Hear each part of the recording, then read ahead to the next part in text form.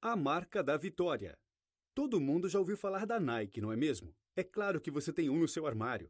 Mas você conhece a história dessa icônica marca e do seu criador? Nessa obra, Phil Knight, mais conhecido como Buck, conta sua história sobre a criação da empresa e de como alcançou sucesso e mais de 30 bilhões de dólares em vendas anuais. Buck saiu da faculdade e decidiu arriscar tudo e começar seu próprio negócio com a ajuda de seu pai. Ele começou pequeno e conseguiu se estabelecer e competir com a gigante Adidas. Quer descobrir como Phil Knight construiu um empreendimento bilionário do nada? Vem com o 12 Minutos conhecer essa história. A vida em Oregon. A história começa em 1962. Oregon era o tipo de lugar em que nada muito grande acontecia, mas ainda assim era um bom lugar para se chamar de lar, segundo Buck. Ele não tinha certeza do que queria ser, mas sabia que queria ser bem-sucedido. Sua principal fantasia era se tornar um atleta de sucesso, mas impossibilitado de alcançá-la, começou a pensar sobre como poderia fazer com que seu trabalho o fizesse se sentir como os atletas se sentem. Ele se convenceu de que isso era possível e decidiu perseguir esse objetivo, não importando quão louco isso pudesse parecer para outras pessoas. Uma ideia inusitada. Buck decidiu contar a seu pai sobre sua ideia maluca em uma manhã. Ele havia escrito um texto sobre importar tênis do Japão. Seu plano era viajar ao Japão para investigar a viabilidade da sua ideia e experimentar outras culturas. Entretanto, ele precisava da aprovação de seu pai e da sua ajuda financeira para cobrir os custos. Para sua surpresa, seu pai concordou com sua ideia, embora parecesse mais aberto à parte turística da viagem do que à ideia de negócios. O resto da família não apoiava Buck.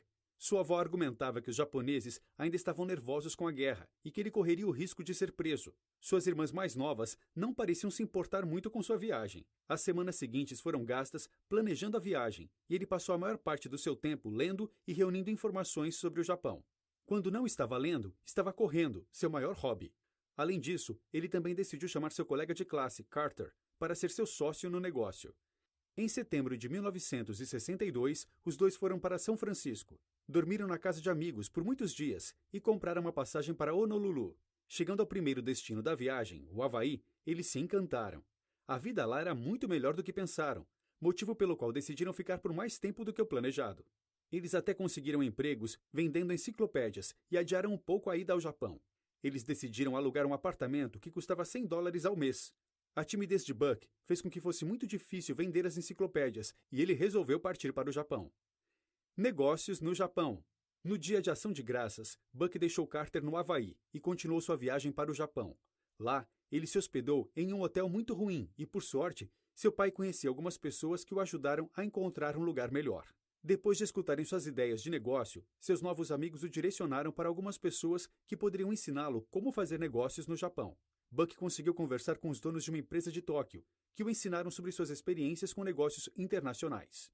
Ele contou para eles sobre sua ideia e a empresa japonesa se interessou.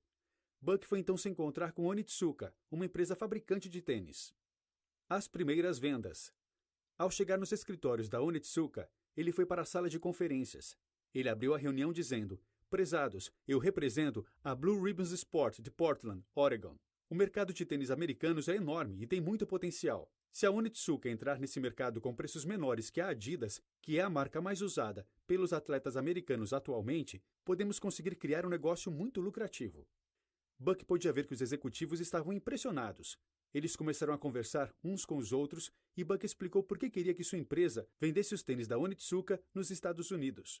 Com isso, os executivos fizeram uma proposta para que Buck e sua empresa Blue Ribbons representassem os tênis Otsuka Tiger nos Estados Unidos.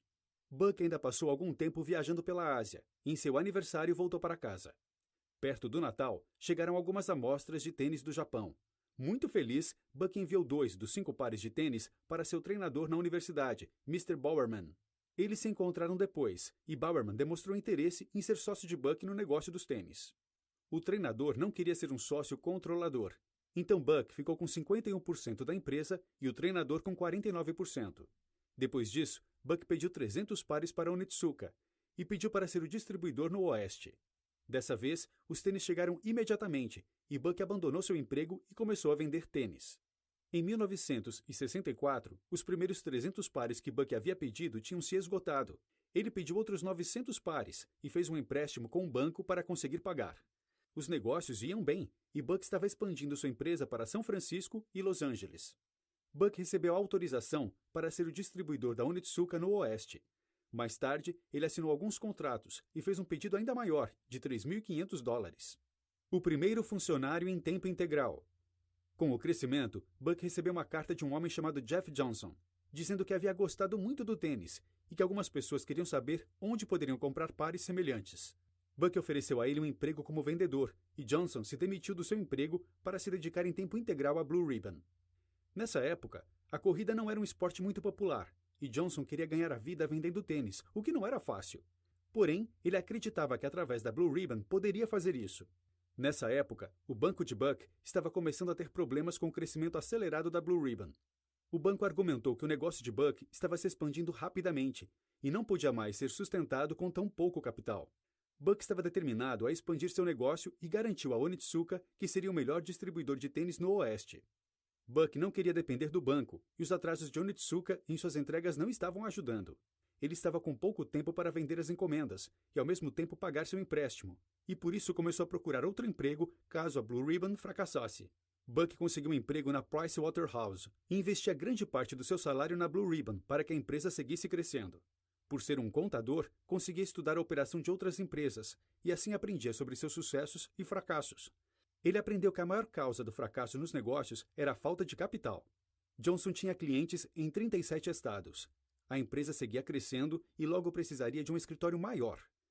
Johnson estava apreensivo, querendo saber quais eram as perspectivas de Buck para a Blue Ribbon. Buck afirmou que a Blue Ribbon provavelmente se tornaria uma empresa de artigos esportivos, com escritórios na costa oeste e até mesmo no Japão. Além disso, Buck deu a Johnson uma meta de vendas de 3.250 pares de tênis, e caso ele vendesse esse número, estaria autorizado a abrir uma nova loja gerenciada por ele. Johnson atingiu seu alvo, e Buck permitiu que ele abrisse uma loja da Blue Ribbon em Santa Mônica. Buck viajou para o Japão e renovou seu contrato por 3 anos com os japoneses, e fez um pedido de 5.000 pares de tênis a um preço de $20.000. Tentando captar recursos. Com o passar do tempo, as vendas crescentes da Blue Ribbon permitiram a Buck começar a receber um salário. Como precisava assinar um novo acordo com Onitsuka, viajou novamente para o Japão e conseguiu renovar o contrato por mais 3 anos. Esse acordo de 3 anos era curto e inconsistente. E Buck pensou em contratar um advogado para dar uma olhada, mas como o tempo era curto, acabou assinando o contrato. Ele estava focado em expandir sua empresa, apesar do pouco capital, e por isso precisava de mais dinheiro. Buck pediu ao banco que o emprestasse 1,2 milhões, o que foi recusado. Com isso, Buck começou a procurar por outras fontes de capital, e tudo o que conseguiu foi que um amigo lhe emprestasse $80.000. O surgimento da Nike. A empresa japonesa não estava impressionada com o crescimento da Blue Ribbon, mas um banco ofereceu a eles uma pequena linha de crédito. Buck estava insatisfeito com seu fornecedor e sabia que sua empresa precisava de uma solução de longo prazo para a fabricação dos tênis. Ele foi aconselhado a procurar outras fabricantes de tênis e assim o fez. Logo encontrou uma substituta para a Onitsuka, uma fábrica mexicana chamada Canada. Ele assinou um novo contrato com a Canada e logo pediu a eles 3.000 pares de tênis. A nova empresa de tênis desenvolveu um novo design e um novo nome, Nike. Como a Blue Ribbon precisava aumentar seu capital, então surgiu a ideia de fazer um IPO e começar a vender ações da empresa ao público geral. Entretanto, Buck achava cedo para um IPO e preferiu buscar mais empréstimos que poderiam ser convertidos em ações pelos credores. Endividado, ele se preocupou ainda mais, pois os tênis da Canada não eram muito bons, o que fez as vendas caírem rapidamente, deixando Buck à procura de um fornecedor melhor. Buck conheceu então a Nippon Rubber, e seus funcionários concordaram em fazer algumas amostras antes que Buck fizesse um pedido maior. As amostras tinham qualidade aceitável, e Buck fez um pedido de milhares de tênis. Em 1972, nascia a exposição da Associação Nacional de Chicago de Artigos Esportivos, e a nova linha de tênis de Buck precisava se sair muito bem. Na exposição, a nova linha de tênis Nike, fabricada pela Nippon Rubber, foi lançada, mas em termos de qualidade estavam muito abaixo dos demais concorrentes e só foram vendidos graças à reputação da Blue Ribbon. Já nos testes de corrida para as Olimpíadas de 1972, a Blue Ribbon fez camisetas Nike, doou pares de tênis para os atletas como uma maneira de apresentar a nova marca para as pessoas. A esperança era que os atletas continuassem usando os tênis Nike. O primeiro patrocínio e os problemas com a Onitsuka. Um dos atletas mais famosos do time americano de corrida, Steve Prefontaine, ou Pre para os íntimos, usava os tênis da Nike. Como os atletas na época não recebiam incentivos do governo, Pree estava sem dinheiro, por isso Buck ofereceu a ele um emprego e uma casa, e Pree começou a ser patrocinado pela Blue Ribbon. Enquanto isso, Buck descobriu que Onitsuka havia processado a empresa no Japão. Afinal, eles haviam rompido sua parceria que deveria durar por 3 anos.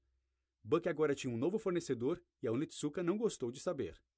Para se contrapor ao processo, a Blue Ribbon processou a Onitsuka nos Estados Unidos, alegando atrasos e problemas.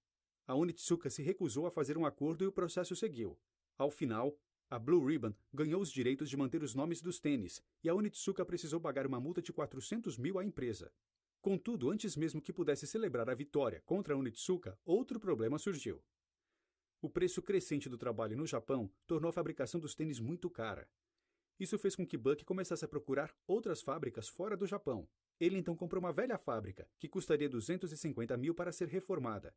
Buck chamou Gianpietro, um trabalhador local, para o trabalho. A Blue Ribbon continuou sua expansão, buscando alcançar 8 milhões em vendas e seguia assinando patrocínios com novos atletas. O recomeço, um novo nome. O plano de Buck era sempre pagar o banco primeiro. O banco era a primeira fonte de capital, e pagá-los primeiro garantia um bom relacionamento. No entanto, uma explosão recente dos ativos estava tornando o pagamento dos empréstimos mais difícil. Em 1975, a Blue Ribbon devia ao banco 1 milhão. Para pagar isso, precisavam secar todas as contas da empresa por alguns dias. Buck foi até o banco para explicar a situação e pedir mais dinheiro para o negócio. O banco pediu para verificar os livros caixa da Blue Ribbon antes de emprestar mais dinheiro e notou que a empresa corria sérios riscos de quebrar.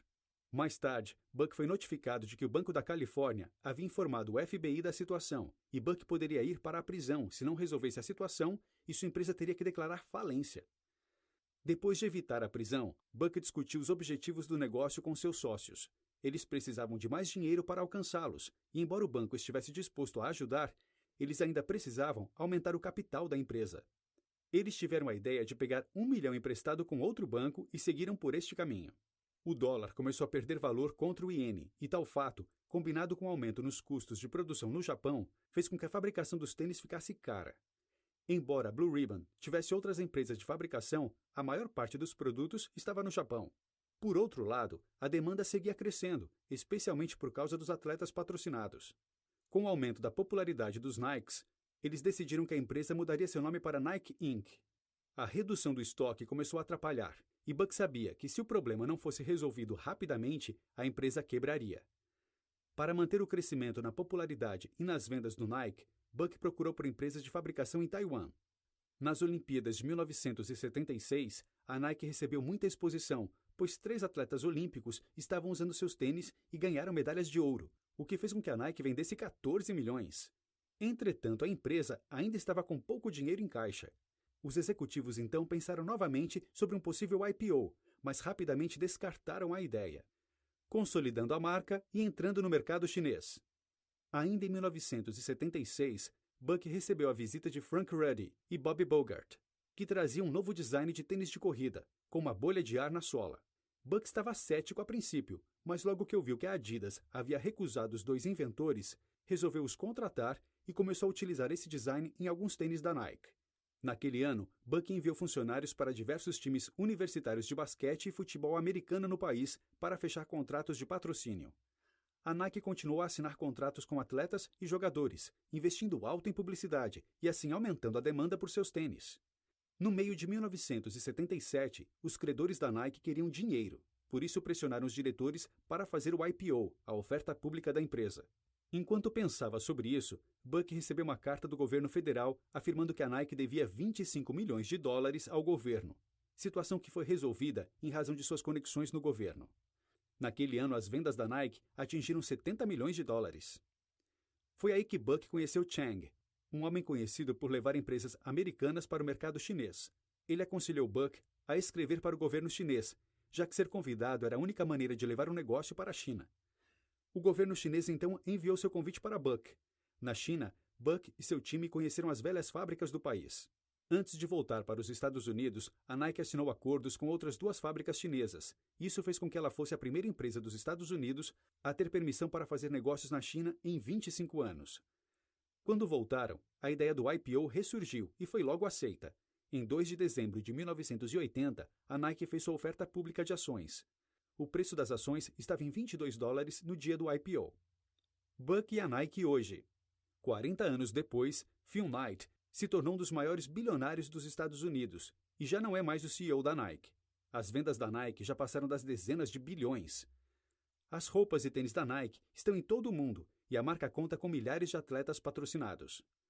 Com o passar dos anos, a Nike recebeu algumas críticas negativas sobre as condições de trabalho em suas fábricas, mas fez grandes mudanças para se adaptar e oferecer ambientes de trabalho melhores. A Nike inclusive abriu fábricas em Saigon, no Vietnã, para ajudar na reconstrução do país após a guerra. Em suas memórias, Phil aprendeu que a sorte tem um papel no sucesso, mas o trabalho duro, um bom time e a determinação são inestimáveis. Notas finais.